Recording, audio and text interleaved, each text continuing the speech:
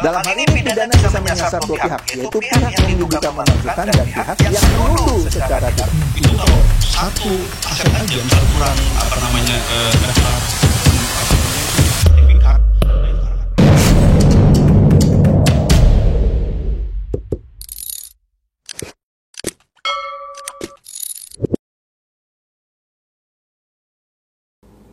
Halo Bapak Ibu, saudara-saudari sekalian, lovers and haters. Salam cerdas Indonesiaku. Jumpa lagi kita pada kesempatan kali ini. Bagi Anda yang belum subscribe channel saya, silakan subscribe channel saya. Tekan loncengnya agar Anda dapat notifikasi setiap kali saya mengupload video-video saya. Kali ini, saya akan membahas giliran Pak Mahfud dilibas oleh Gayus Lumbun soal hukuman Tom Lembong. Kalau pada video sebelumnya saya membahas Pak Mahfud MD menggilas atau melibas gitu ya Anies Baswedan soal hukuman Tom Lembong yang tidak lain adalah sahabatnya sendiri, dalam hal ini sahabatnya Anies Baswedan.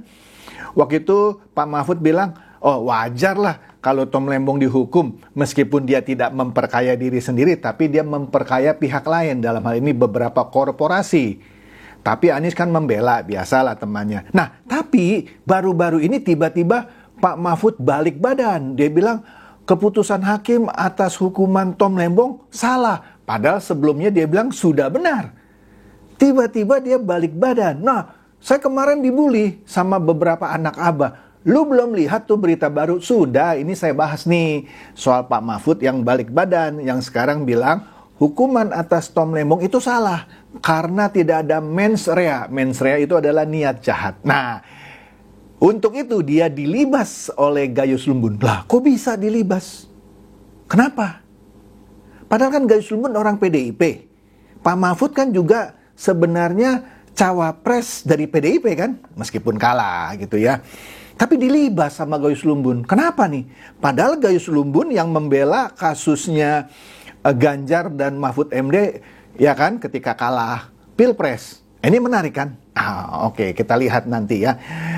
Di sisi lain kita akan lihat ijazah asli Jokowi disita penyidik Polda Metro Jaya. Wah, aduh, ternak banteng mencret dan anak abah senang. Tuh, akhirnya ijazah asli Jokowi disita. Secara nggak sadar dia kan juga sebut ijazah asli kan. Kenapa disita? Kok senang? Nanti kita lihat. Kenapa disita? Oke. Seperti biasa ada yang numpang lewat nih ya. Kita lihat dulu nih. Ini ada cuitan dari Tamrin Tomagola. Tamrin Tomagola adalah bekas Menteri Ristek di tahun 2000 sampai tahun 2004, lupa saya. Dia juga seorang dosen dan seorang sosiolog.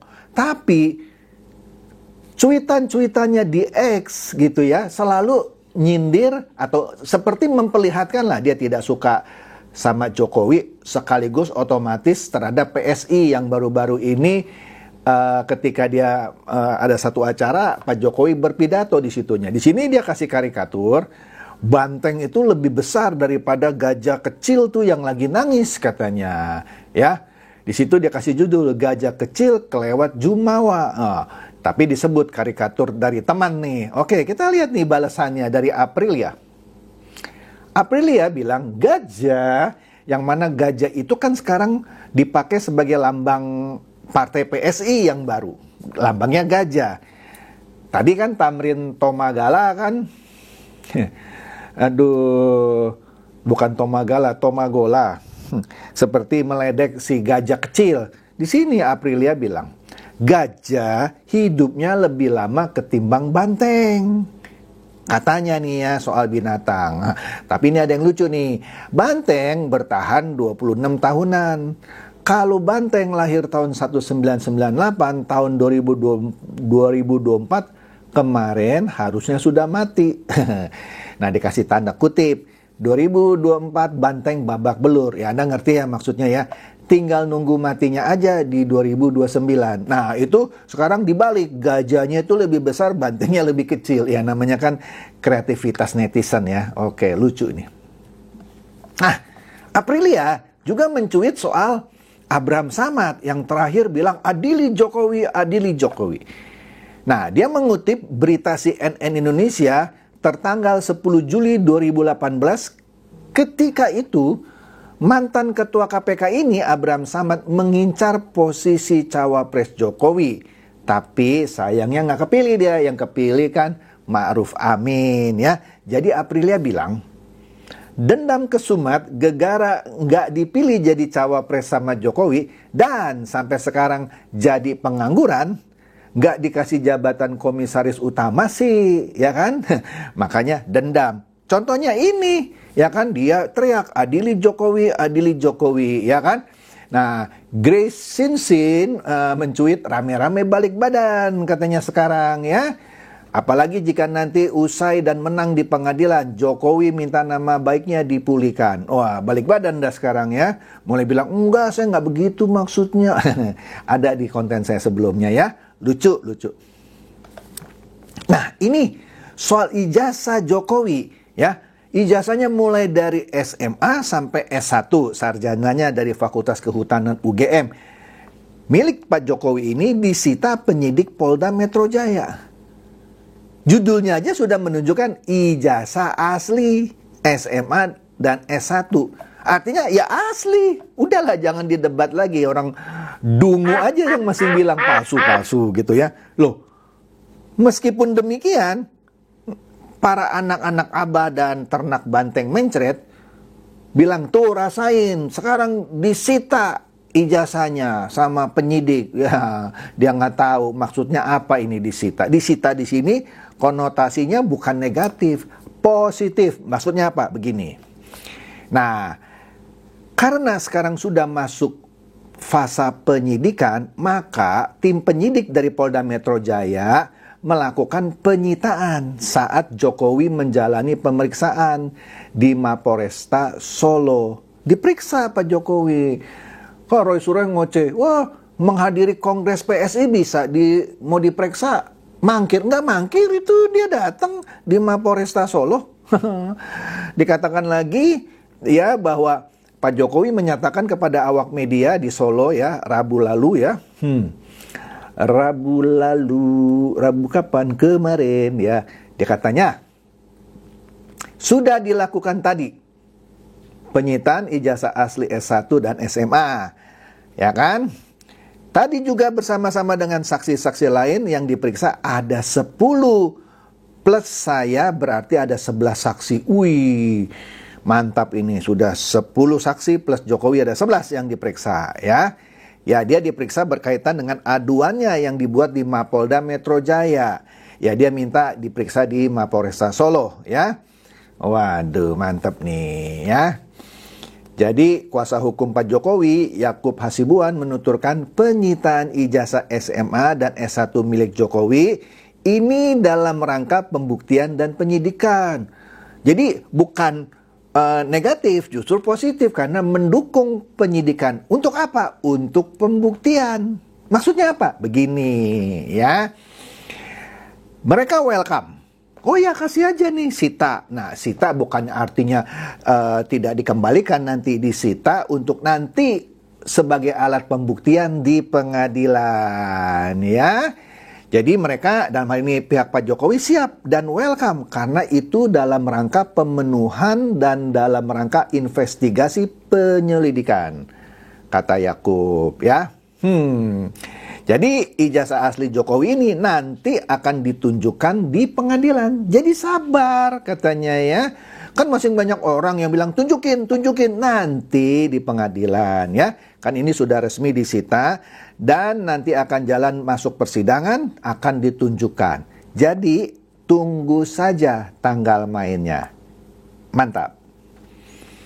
Apalagi sekarang orang-orang masih bilang yang tadi minta tunjukin. Nanti aja ya. Nah, di sini dikatakan Pak Jokowi dicecar 45 pertanyaan ya, diperiksa selama 3 jam. Ya tenang aja. Pemeriksaan bukan juga sesuatu yang negatif. Pemeriksaan, dalam hal ini Pak Jokowi sebagai saksi, untuk memperkuat penyidikan. Rasain lo ya. Oke. Nah, ini dia nih. Mahfud MD. Kemarin sebelumnya bilang, udah benar itu vonis hakim untuk Tom Lembong. Meskipun Tom Lembong tidak memperkaya diri sendiri, tapi ada satu hal di mana dia memperkaya korporasi atau pihak luar, maka dari itu, sudah benar kata Pak Mahfud. Sekarang dia rubah. Dia rubah bilang vonis hakim untuk Tom Lembong salah. Karena tak ada mens rea. Wih, Pak Mahfud memang suka pelin-pelan ya. Nggak tahu nih kenapa nih ya. Oke, kita lihat nih ya. Pak Mahfud bilang vonis 4,5 tahun untuk Tom Lembong itu salah katanya. Lucu nih ya. Katanya, setelah saya mengikuti isi persidangan dan mendengar vonisnya, maka menurut saya vonis itu salah. Kalau salah, kenapa dulu lu bilang benar? Ini lucu ya. Kita lihat lagi nih. Mahfud mengakui. Awalnya ia menilai penetapan Tom Lembong sebagai tersangka kasus dugaan korupsi terkait impor gula sudah sesuai dengan aturan hukum. Iya kan dia bilang. Di konten saya sebelumnya juga dia bilang begitu kan, sudah saya bahas ya. Meskipun tidak memperkaya diri sendiri, tapi memperkaya orang lain. Ya kan, di sini dibilang nih, ya, atau merugikan keuangan negara. Aduh, tapi bukan tapi maksud saya. Jadi menurut Mahfud sebelumnya, meskipun Tom Lembong tidak menerima dana, tapi jika memperkaya orang lain atau korporasi, maka bisa disangka korupsi. Ya kan? Jika ditambah unsur melawan hukum dan merugikan keuangan negara, kata Mahfud. Namun, katanya, setelah mengikuti proses persidangan, ia menilai hakim telah melakukan kesalahan, katanya. Telah menjatuhkan hukuman pidana terhadap Tom Lembong. Jadi harus menjatuhkan hukuman apa? Hukuman tertawa? Hukuman perdata? Bukan, ini ranahnya pidana. Kalau nggak dijatuhkan hukuman pidana, yang benar hukuman apa? Hukuman menari? Enggak kan? Ya, nah lanjutnya, alasannya menurut Mahfud, jalannya persidangan tidak menemukan niat jahat atau mens rea dalam perbuatan Tom Lembong. Wah, nih ya, belajar hukum nih ya. Untuk menghukum seseorang, kata Mahfud, selain actus reus perbuatan pidana, masih harus ada mens rea atau niat jahat. Dalam konteks vonis Tom Lembong ini ternyata tidak ditemukan mens rea atau niat jahat. Wah, anak abah senang tuh. Tuh kan Pak Mahfud sekarang balik badan nih, dukung kita nih. Tunggu dulu, jangan senang coy ya. Kita lihat nih Sindonius. Soal vonis Tom Lembong, mantan Hakim Agung yaitu Pak Gayus Lumbun bilang, tak ada niat jahat atau mens rea juga bisa dimintai pertanggungjawaban hukum. Nah, loh. Kenapa? Kok berbeda nih? Gini ceritanya. Ini menarik ya. Ini pelajaran hukum nih ya. Mantan Hakim Agung Gayus Lumbun menjelaskan bahwa proses hukum tidak hanya diperuntukkan terhadap seseorang yang mempunyai niat jahat, katanya. Seseorang yang tidak sengaja atau lalai juga bisa dimintai pertanggungjawaban hukum. Wah, pertama kali baca bingung juga nih ya. Orang yang sengaja atau lalai, orang yang tidak sengaja atau lalai juga bisa dimintai pertanggungjawaban hukum. Sabar sebentar ya. Hal itu terkait putusan 4,5 tahun penjara atas kasus dugaan korupsi yang menjerat mantan Menteri Perdagangan Thomas Trikasi Lembong atau Tom Lembong. Ya, Tom dalam putusan tersebut memang disebut tidak memiliki niat jahat. Tapi kenapa tetap dihukum 4,5 tahun? Menarik ya. Jadi, nah ini mantap sekali penjelasan Profesor Gayus Lumbun. Dia bilang, coba kita lihat. Ada orang tidak sengaja nabrak orang karena mungkin ngantuk, atau mungkin mabuk, atau apa. Kan tidak ada niat jahat, tidak ada niat untuk menabrak orang sampai mati. Benar nggak? Tapi kalau itu terjadi meskipun tidak sengaja, ya, tapi karena dia lalai, ya, apapun alasan itu, dia kan tidak ada maksud nabrak orang kan. Artinya tidak ada niat jahat, tidak ada mens rea, tapi dia lalai. Dia tabrak orang sampai mati, penjara, pidana. Lah kan udah sering kasusnya. Nggak ada cerita orang sudah nabrak orang, mati, nggak di penjara, nggak ada. Itu pidana. Nah, ini contoh orang tidak ada niat jahat, tapi dia melakukan sesuatu ya yang merugikan orang lain. Dalam hal ini nyawa hilang, misalnya ini contoh ya. Tidak sengaja dia, ya. Tapi dia lalai. Juga bisa dimintai pertanggungjawaban hukum. Begitu maksud Profesor Gayus Lumbun. Ayo dah, sekarang Pak Mahfud debat deh sama Pak Gayus Lumbun. Kita tonton ya. Saya lebih setuju Gayus Lumbun. Karena kenapa?